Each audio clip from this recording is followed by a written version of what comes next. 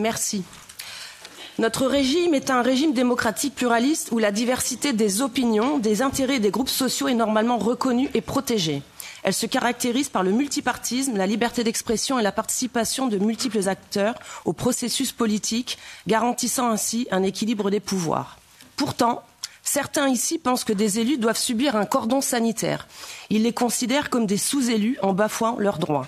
Les socialistes, les macronistes font des notes pour exclure des partis qu'ils n'aiment pas de fonctions qui leur sont dues. Messieurs, vous faites partie de cet écosystème mis en place pour lutter contre nous. En utilisant le mot désinformation, sans le définir, vous êtes devenus leur idiot utile. Sur votre site, ne sont ciblés que les politiques qui défient l'Union européenne. Orban, Musk, Trump. J'ai donc 2 questions. La première est sur les compétences ou expériences pour être à la tête d'un outil aujourd'hui utilisé à des fins politiques par la Commission européenne, qui d'ailleurs vous a félicité plusieurs fois avant-hier lors de la conférence des fact-checkers. Votre représentant, M. Xani, est diplômé en lettres avec une thèse sur Lancelot-du-Lac. Il s'est fait repérer lors de la crise Covid en luttant contre les complotistes, ceux qui avaient raison 6 mois avant les autres.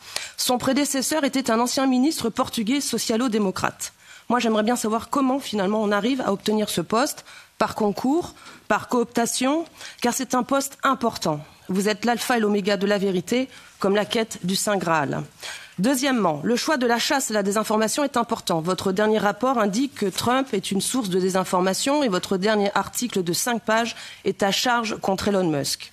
Vous mentionnez aussi que Breton était victime d'une fausse histoire. Ici aussi, on ne veut pas entendre la vérité. Pourtant, vous pouvez cliquer sur la vidéo du 9 janvier de Thierry Breton sur RMC. Et je vous invite donc à le faire, à l'écouter et à modifier votre rapport qui fait de la désinformation. En conclusion, pour être un bon vérificateur, il faut être indépendant financièrement et apolitique. Monsieur Tommaso Canetta, vous avez pourtant écrit un article pour critiquer la montée du populisme. Vous pouvez conclure, s'il vous plaît, et poser une question. Merci. Et vous touchez donc 8 millions, voire 11 millions d'euros. Donc la question est de savoir, est-ce que vous pouvez confirmer ce chiffre, puisqu'on lutte contre la désinformation? Et pour terminer, ça vous concerne aussi, cette commission déclare dans son point D qu'elle doit aussi lutter contre les campagnes d'information qui nuisent aux objectifs de l'Union européenne. Comment pouvez-vous défendre donc une indépendance qu'il n'y a pas? Je vous remercie.